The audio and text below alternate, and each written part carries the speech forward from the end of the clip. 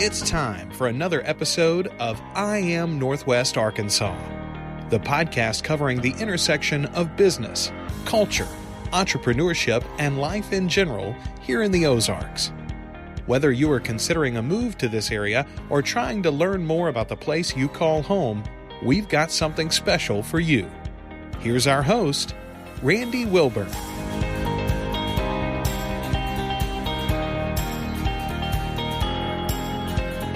Hey folks, and welcome to another episode of I Am Northwest Arkansas. I'm your host, Randy Wilburn, and I'm excited to be with you today.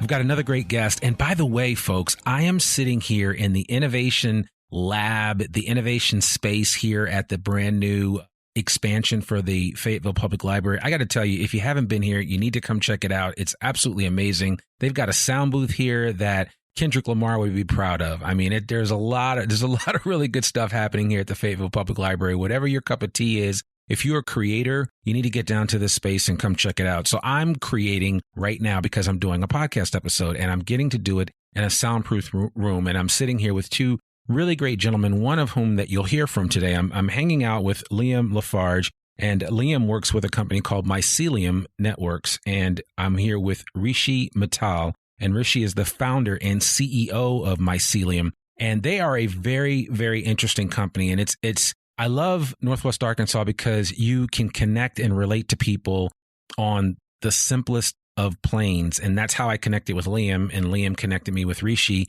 And that's why we're sitting here today, because I think that their story needs to be told. And I wanted to give them this platform to do that. So without further ado, Rishi Mittal from Mycelium Networks. How are you doing this morning? I'm doing great. How are you? I'm good. Thank you so much for coming on the podcast. Thanks for just coming and just checking us out today and sharing your story. And I would love for you just to kind of give your superhero origin story to our audience, because they're used to hearing that. They want to find out about the people that we talk to here at Northwest Arkansas and why should they care in the first place. But I'd love for you just to kind of give us the Cliff Note version of your origin story. Absolutely. Thanks for the opportunity. So I have always been an entrepreneur, just at heart, just interested in doing things on my own, interested in creating. And I moved a lot around the South, Mississippi, Texas, Alabama, and eventually to Arkansas in Little Rock. And I spent about 7 years in Arkansas after I graduated, actually got my CPA license and was practicing as an accountant, really just getting my feet wet, trying to understand the language of business, and really building a foundation for me to launch my entrepreneurial career. The issue for me was it was just very, very difficult to break in Little Rock. And I think that this is probably a challenge that a lot of entrepreneurs face, is actually breaking into the landscape. And, I spent a lot of time there. I tried a lot of different things. As an entrepreneur, the world is your oyster. Yeah. And, it was difficult. It was difficult to find a community. It was difficult to find, that thread to hang on to. And it was difficult to find support. But I did move to Northwest Arkansas. A lot of it was for those reasons. And really everything kind of changed for me. I immediately found myself in a really, really supportive environment for the type of energy that was needed in the entrepreneurial mindset. And immediately was able to get to work and get started. And, looking back, it was a fantastic thing. It was something I definitely needed. And I think it's just, my story it kind of reiterates the fact that, you can do whatever as an entrepreneur and push and try. A lot of it is environment. Yeah. And so to the extent that, you can put yourself in a good environment, that can change everything. So that's kind of how things got started for me. Oh, man, I love that. And you're absolutely right. Environment is everything. And I think one of the things about Northwest Arkansas as a whole is that it is a creator's first environment, right? If you have good ideas, you can really, it's fertile ground. It's like, you want to find good soil to plant your seed in, no pun intended. And this idea here that you guys decided to bring Mycelium Networks up here and started as a decentralized network system. And we're going to talk more about that in a minute. I think it's profound. And I also think that it was probably a good idea. It was probably a good idea because you're probably surrounding yourself around some really great people. I had a chance to visit your office and meet some of the people on your team. And it just seems like everybody is 100% bought into the mission and the mindset of what you're trying to accomplish here in Northwest Arkansas with Mycelium. So why don't we, just so that we can explain to people, because, if everybody understands the internet, everybody understands kind of where we are with technology today, and the capabilities that we had that just, honestly, 15, 20 years ago, we did not have. The stuff that you can do with your phone nowadays is absolutely amazing, but there's still so much more. We're just really scratching the surface. And I think you guys are bringing to the table something that people haven't really considered or thought about, and it's this whole decentralized network. So I'd love for you to kind of give our audience a kind of introduction to this network and what you're trying to do at Mycelium. Yeah, absolutely. So one of the big problems that we face today is that with the evolution of networks, and we're talking about all kinds of networks, social media networks, even just the networks that your email and regular communication is based on, how you get your cell phone data delivered to you anywhere in the world. We've really done an impressive job in building out this ecosystem to really serve humanity. But we've been iterating on itself over and over again. And we started off by creating our networks in a centralized way because it solved a lot of problems. But just like anything else, as you continue to advance an idea forward and to chip away at making the system better, you get more and more bought into that system. And so the challenge that we have now is that most of the networks around the world are centralized networks. And it's just now that we're beginning to have the technology at our disposal, as well as being able to understand as a community what the implications of this are. And so the next big push is a push towards decentralization. And this will take time. And it's not to say that all centralized networks are bad and all decentralized networks are good. Centralized networks have their pros and cons, as do decentralized networks. But I think what we'll find is that as we approach this point and this set of milestones in society and humanity, that decentralized networks have a much larger place in our world than we've been able to experience. So part of what we do at Mycelium is to actually deploy and usher in these decentralized networks. And one of the first things that we decided to do, like you mentioned, was to build and bring in a new type of network to Northwest Arkansas. I'm not exactly sure why we did it. I think we had to do it once we kind of found out what this was. I've lived in Fayetteville for a number of years. I call this place home. And what I saw was an opportunity to do something really, really big here. Like you said, this is fertile ground. This is fertile ground for ideas, entrepreneurs, projects, ideas to change the world. Yeah. And you won't get that in a lot of places. A community that supports that, a community that encourages that, and the energy that just kind of fills the air around here. And so we looked at the trend of decentralization, the need and the necessity of this transition. And we looked at Northwest Arkansas and we said, yeah, this community can handle this. This community can learn about the implications of this, and this community can make decisions for themselves. But the challenge with Northwest Arkansas, as much as we know the potential of this place, it's still kind of a hidden treasure. And, a lot of that ultimately means that we get overlooked, at the global scale. And when it all came down to it, we knew that this would get here. We knew that this would come to Northwest Arkansas, but it would be a couple of years before that happened. So our team came together and we said, let's do this in a big way. Let's deliver to Northwest Arkansas. And let's give our Northwest Arkansas community a chance to be at the forefront inevitable technology from the future. We just want to go ahead and get a head start. And so that's how we started Mycelium Networks. Okay. And so here, there is a unique twist of Mycelium Networks, and that is the fact that this is kind of built with the blockchain in mind, right? And I don't want to scare people that are listening to this that maybe don't understand cryptocurrency or the blockchain. You've heard about it. Maybe you've heard about it on the nightly news. Maybe you have some friends that have some Bitcoin or Ethereum. Maybe they got it early on. If that's the case, they may have a lot of money and you don't know it. But the bottom line is that cryptocurrency is still in its infancy stage from an awareness and understanding factor. So we don't in this episode, I don't really want to go too deep into it, but I would like you to kind of give us the broad brush strokes of understanding of how blockchain and a decentralized network, how do the two work hand in hand? But we are going to come back and revisit this because I do want to do an episode, and this is for everybody in the I Am Northwest Arkansas community. We are going to do an episode about cryptocurrency, and we're going to bring Rishi back and some others to kind of talk about cryptocurrency as a whole and why you should not avoid it just because you don't understand it. And so I'd love for you just to kind of just connect the dots just a little bit, give people a taste test of how crypto and the blockchain factors into the work that you're doing with Mycelium. Absolutely. We are a blockchain company. We're a decentralized network deployer. True decentralization needs blockchain. And so that's really kind of how it connects. A true decentralized network needs to be able to operate in a decentralized way, which means no central authority. And that's where blockchain comes in. The best way to look at it is this big change that we're seeing in history. And that's really what it is. Blockchain, as we'll come to realize over the next few years, is as significant of an invention or a development as the light bulb and the printing press. And, when we figure out, okay, well, why? Light, that's important. We got light. All of a sudden, that's fantastic. Printing press, cool. We can pump out tons of books. But when you look back and you look at how it changed the way that we live our lives, the light bulb meant that we weren't harpooning whales to get oil to light candles. Yeah. It really changed the way that societies and economies operated. Same thing with the printing press. All of a sudden, information was immediately transferable in a way that it wasn't before. And we go back and we look at the world before that, and it's hard to believe that we operated that way. So blockchain is very, very similar. In 5 years, we'll look back and we'll look at this time prior to blockchains being ubiquitous, and we'll just kind of laugh at ourselves and wonder how we did it. So the big change really is trust.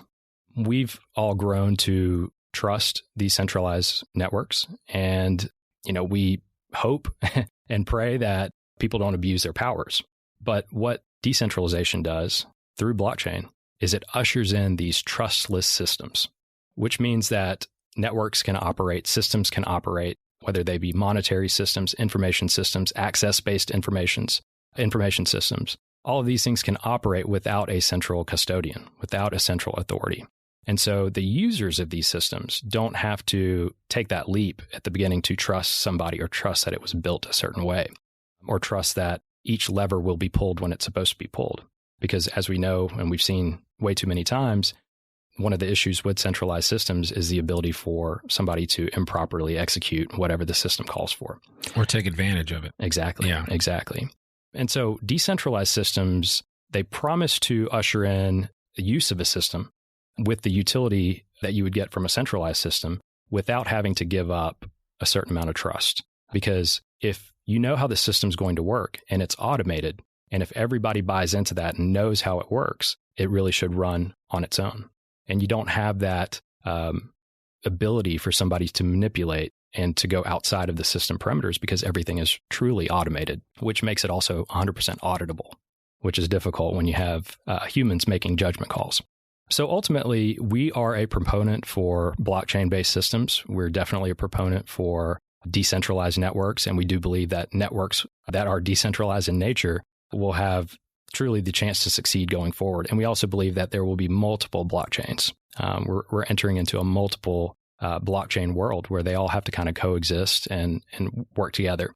So I think that that's really where we're headed. I think that when I talk to students at the university now and some of the stuff that they're working on and some of the things that they're learning in their classes, they're going to be very, very well prepared for this new world. Yeah.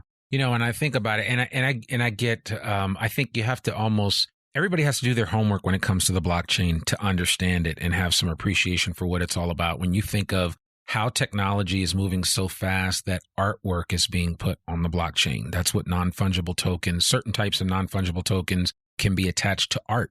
And it's creating a whole new way for people to transact business and for people to share their creations, which I think is really, incredible. I think of a guy that I follow named Gary Vaynerchuk. And Gary Vaynerchuk created this thing called VFriends, and he built it on the Ethereum blockchain. And he created non-fungible token artwork that he then put out and made it available to a wide variety of people. And those folks bought it. And now that artwork is worth a lot more. Now, it may not be worth that in 20 years. It may be worth a lot more in 20 years. We just don't know. But we're still at the early stages. And I think people are trying a lot of different ways to create opportunities for blockchain to thrive and to exist, and for people to kind of put their arms around it and understand it a better way and say, oh, okay, now I understand what the blockchain is about. And one example that he gave, which I think is really relatable to just about anybody, is just think of the idea that a contract could be put on a blockchain.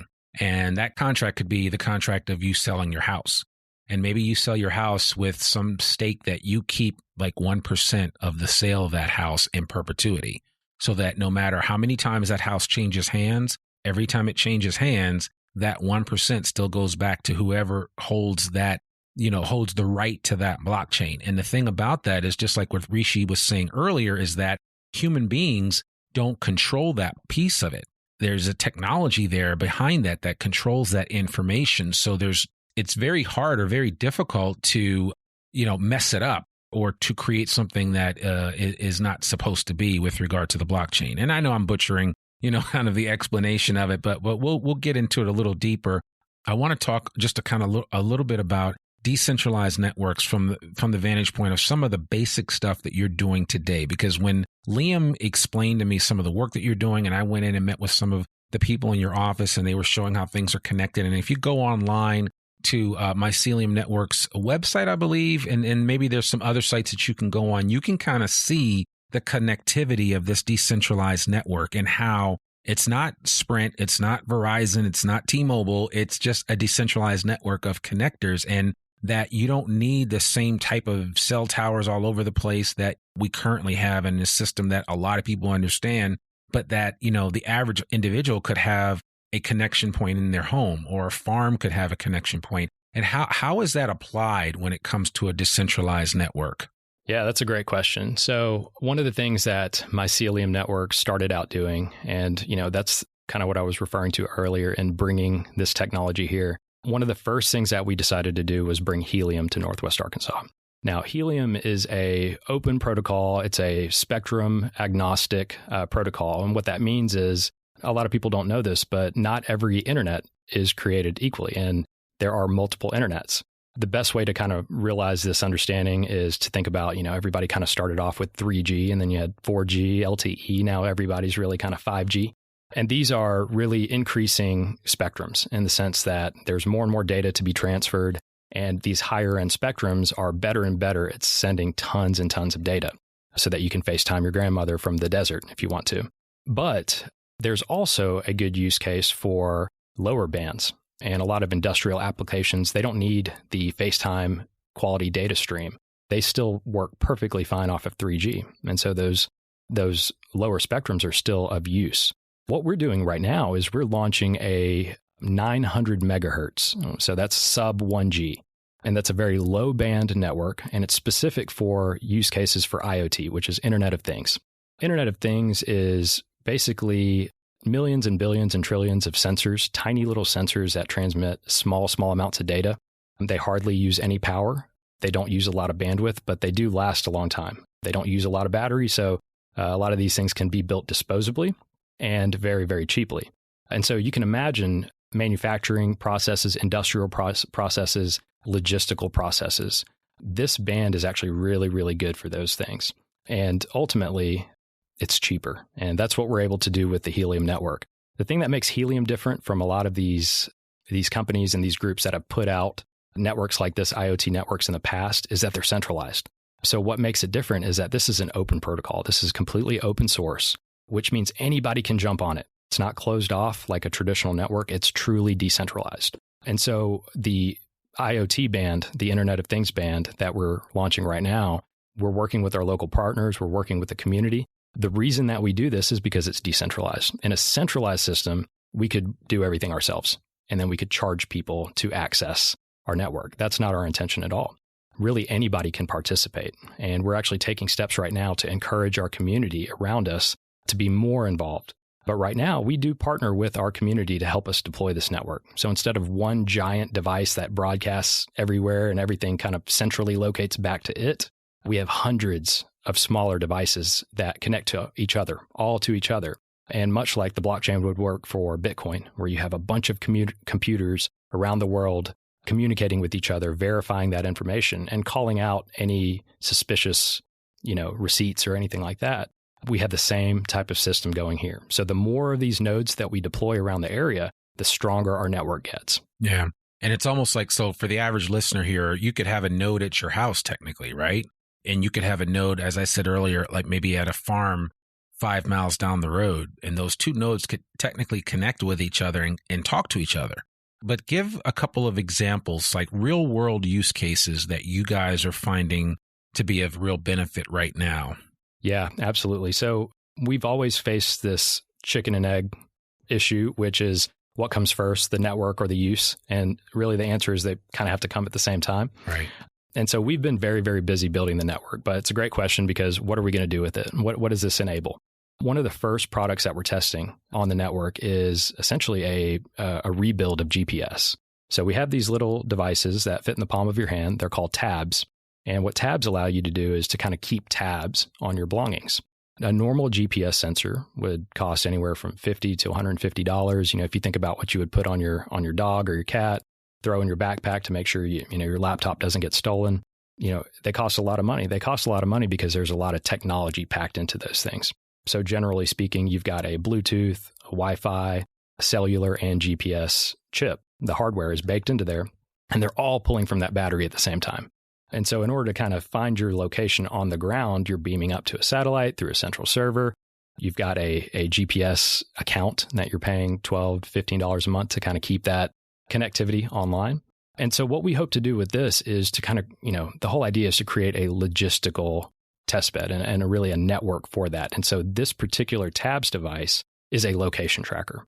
And if it doesn't have cellular, it doesn't have Bluetooth or Wi-Fi or GPS, all it has is a battery and one of those sub 1000G antennas or sub 1G antennas that connects to our network. And so we're able to connect with all of the nodes in the area and actually pinpoint that location based on where it reports itself. Right. So essentially what this does is if we can get this right, and as more and more iterations of the product come out, we'll kind of hone in and figure out exactly how to replicate GPS, true GPS, with this. And the best thing about it is since we don't have all of that heavy duty hardware built in, we don't have all those chips, we don't have all that battery drain, the battery on this lasts up to 6 months.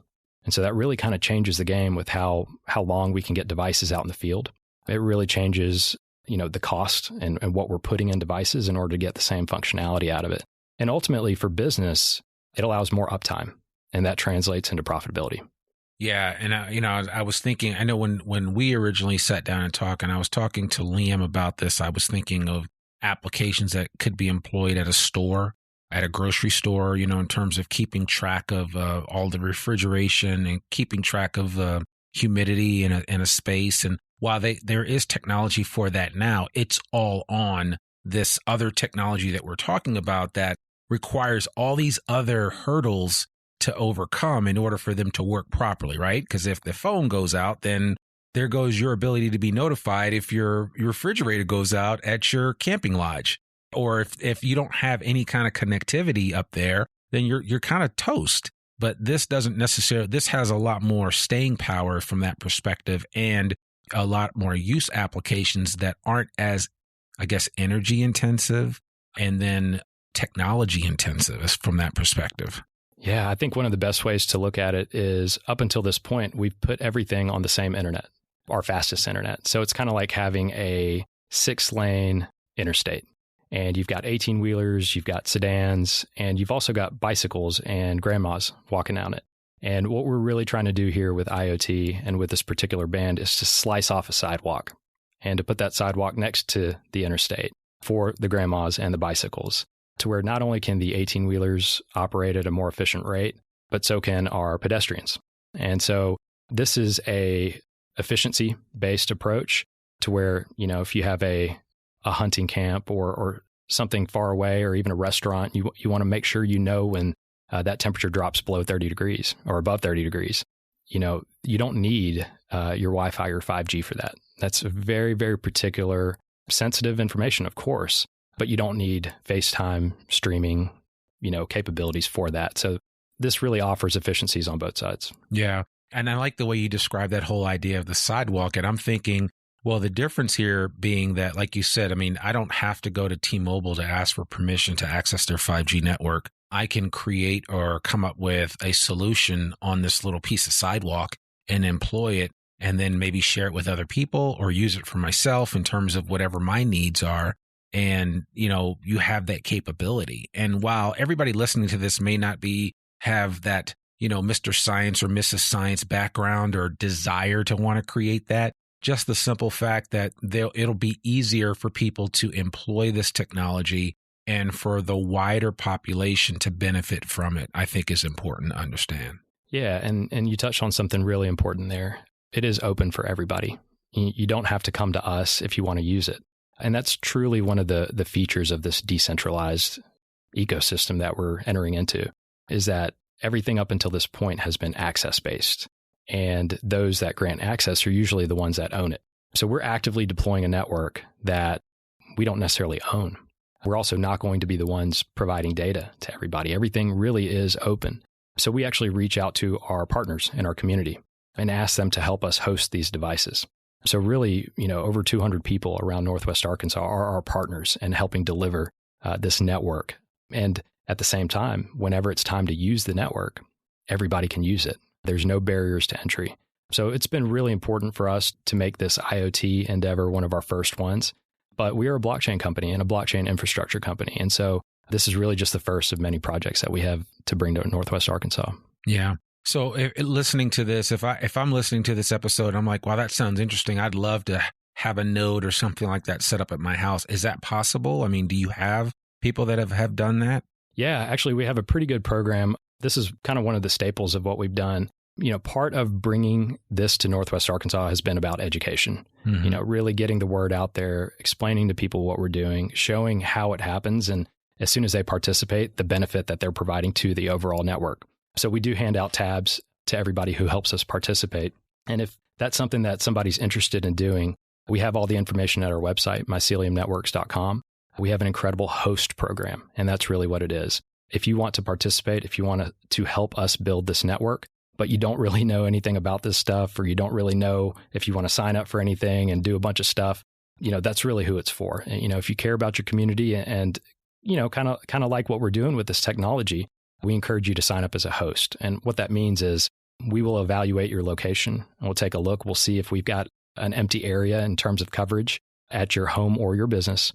And it's very, very easy. We evaluate that. We have somebody contact you, explain everything. And ultimately, we don't ask much of you except for allowing us to host this node at your residence or at your business. And in order to kind of give back, we're compensating those hosts depending on the type of setup. We have simple setups as well as a little bit more involved pro setups.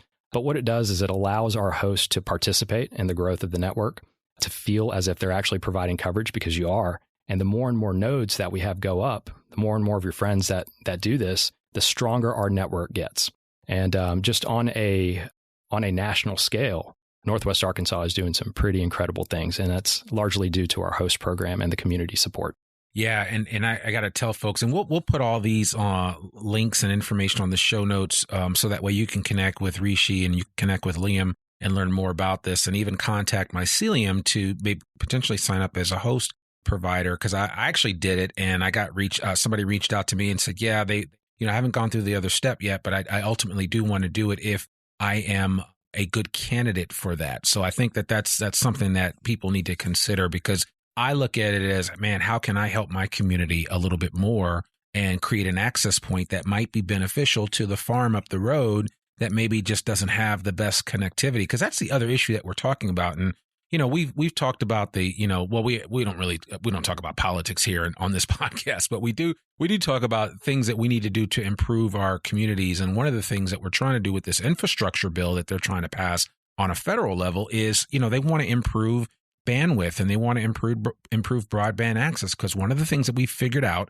during this pandemic is that a lot of people are deficient in having that connectivity. And while this decentralized network is at a lower level, so you're not going to get that 5G, you're not going to be able to, get your episode of Housewives of LA with 1G. That doesn't work that way. You need a much faster speed, but it does allow us to take certain things off of that normal network and increase the speed over there while utilizing these decentralized network for things that don't have as heavy of an intensive requirement for speed, but yet can still run efficiently. So I think it's exciting what you guys are doing and how, you're kind of opening this up. This is still so brand new. You must feel, you got to be like a kid in a candy store when it comes to just the endless possibilities of what could be. You must come into work every day like, oh my God, we can do this. Oh my gosh, we can do that. What is that like? It's awesome. You're 100% right. That's the most rewarding thing, is being around a bunch of people who also see this potential and the possibilities and are working towards that every day. it's really wide open. We're in the very, very early days. Most of what is to come is going to be built on top of networks like this. So we have some really, really amazing programs with entrepreneurs and internships in the area. Students are very, very creative. Entrepreneurs are extremely creative. And really, if we can create a organization that is a platform for building out this future, we want to do that right here in Northwest Arkansas. And, to your point, as an entrepreneur, this is some of the most rewarding stuff when you actually see what you have up here in your brain and, it unfolds and other people, you can kind of deliver that message to people and then people can take it and run with it. And, being an entrepreneur is very hard. A lot of times. Amen to that. A lot of times, I feel like entrepreneurs don't get enough credit for the things that they do. Everybody kind of looks at the glamorous side of things. But, most successful entrepreneurs and we're all working towards more and more success. But, it takes being able to withstand some of those tough times. And the hardest part of all that is maintaining belief and maintaining that self-motivation throughout the entire process. But if you get there and you get to that other side and other people begin to kind of see your vision, there's nothing that quite matches that. Yeah. No, yeah, you're absolutely right. And I mean, you're wearing that decentralized by nature T-shirt with pride, and certainly you're walking the walk. So I do appreciate that. Are you guys doing anything to work with some of the local high school students, or is that going to be, because it seems like these young kids are the ones that are going to be iterating the fastest, right? When you think of Gen Z and how they think, I look at my kids and how they process information. My 11-year-old can do just about anything on a computer, and he doesn't need, I'm trying to show him something. He's like, no, give me that, Daddy. I got it. And he has it all figured out. And I'm just like, okay, I'm wasting my time here. This kid's way smarter than I'm ever going to be. But how are you going to, have you thought about how you might harness some of that and create opportunities for some of these young kids to take advantage of what you guys are doing? Yeah, that's 100% right. I mentioned the internship program, and so a high schooler could be eligible for an internship. Sure, absolutely, okay, great, absolutely. I think our youngest intern was 15 years old. There you go. Yeah, there you go. And that's the part of this that gets really exciting. We're here building out this network, and we're getting it ready. But there's a lot of students out there that want to launch their careers and be entrepreneurs. And all of a sudden, we have a protocol and a system and a network to where you can deliver ideas, build your prototype for essentially nothing. This is a network that is essentially being put out there for everybody.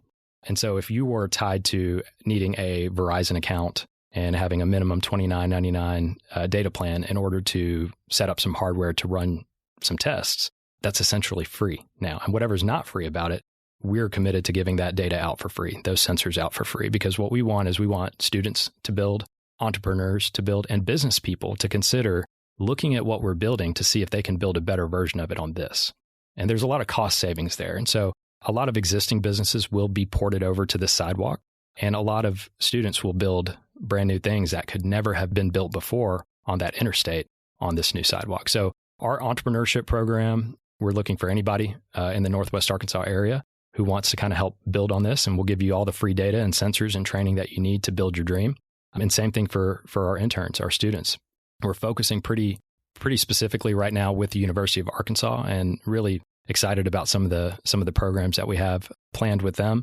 But yes, all students are welcome. Man, okay, that's great. I mean, I think on that point, that's where we can kind of wrap this up for today, because there's still so much I want to talk about, but I really want to give us some time to come back. And, I'm hoping you'll come back so that we can do another episode and we can get more into the nitty and the gritty of the blockchain, maybe talk a little bit more about helium and, how helium relates to maybe Dogecoin or to Ethereum or to Bitcoin and all the stuff that people hear about, but they still don't really have any idea what it is, right? I own a bunch of crypto. I've done my research on it, and I'm fine with owning it and it going to zero, but I'm also fine with owning it and, the upside is there, right? So I certainly want to encourage people to be thinking about the long and short of what the blockchain technology is going to provide for us in the future. And the sooner that you embrace it and understand it, the easier it will be for you to adopt new opportunities when they come about, like Mycelium and what you guys are doing here. So thank you so much for coming on the podcast and just kind of sharing your knowledge. Before I let you go, though, I mean, when Rishi is not working, day and night on this, what do you do to unwind here in Northwest Arkansas? And what do you love about this area besides what we already talked about? Yeah. So Northwest Arkansas, like I mentioned before, is my home. And it's really the first time I've ever felt at home. And so what I like to do around Northwest Arkansas when I'm not working and not kind of, at work or building our team or focused on work is just to relax and be at home. So I like to take walks with my 2 dogs. I like to go kayaking with a few buddies. I like to go down to Dixon Street and walk around and especially these game days. Oh my gosh. Exciting. Yeah. So just really just embracing the community around, enjoying and watching people be people and just feeling good about what I'm doing here. You have a favorite restaurant? No, I don't. I really like Giraldi's. I know it's a hole in the wall. That's some good pie, some good pizza pie there. So, yeah, it's hard to call a favorite, but I got to give Giraldi's some props. Okay, cool. Have you been to Pizzeria Ruby yet in Johnson? No. Okay, got to check it out. Chef Michael Robert Shaw, he can make a mean pie. He cut his teeth on the north end of Boston, so he knows about pizza. Okay. So I highly recommend that you do that. So fantastic. Well, I love that. So Rishi Mittal, founder and CEO of Mycelium Networks. You can find them at myceliumnetworks.com. And we'll put links to that. That's networks with an S as well, .com. We'll put links to Rishi's contact information, Liam's contact information, as well as the website and additional information that you can find out about what Mycelium is doing. And like I said, check them out, contact them. They have an online form that you can fill out and find out if you're eligible to put a note up and kind of go from there. And when I say a note, I'm not talking about some ugly dish saucer on the top of your house. Trust me when I say this. When I saw how small these things are, that's a whole nother story. But trust me when I say this, you'll be doing a lot of good, not just for yourself, but for the network as a whole and for what it means for the future of this area. Because I think that, in addition to what Mycelium is doing, Northwest Arkansas is on the cutting edge of trying and doing new things. And I think we're going to benefit from it in this area in the next 5, 10, 15, 20 years. And that's why I think we're going to be more than adequately prepared to grow like we're supposed to grow by 2045. So, jump on the train, folks. It's there for you. We're waiting at the train station. Just get on because this Northwest Arkansas space is going to continue to expand. And with people like Rishi Mittal and Liam Lafarge and the rest of the folks over at Mycelium Networks, the sky is the limit. So, Rishi, thank you so much for coming on. Thank you. I appreciate it. Absolutely. Absolutely. Well, there you have it, folks. Another episode of the I Am Northwest Arkansas podcast. To learn more about us or to read or download the show notes from today's episode, visit IamNorthwestArkansas.com. You can listen to this podcast and sign up for our free newsletter to keep up with us and all things NWA. Sign up today. You can also follow the I Am Northwest Arkansas podcast wherever you listen to it. And please consider rating and reviewing us on Apple Podcasts. Our podcast comes out every Monday, rain or shine. I'm your host, Randy Wilburn, and we'll see you back here next week for a new episode of the I Am Northwest Arkansas podcast. Peace. We hope you enjoyed this episode of I Am Northwest Arkansas. Check us out each and every week, available anywhere that great podcasts can be found. For show notes or more information on becoming a guest, visit IamNorthwestArkansas.com. We'll see you next week on I Am Northwest Arkansas.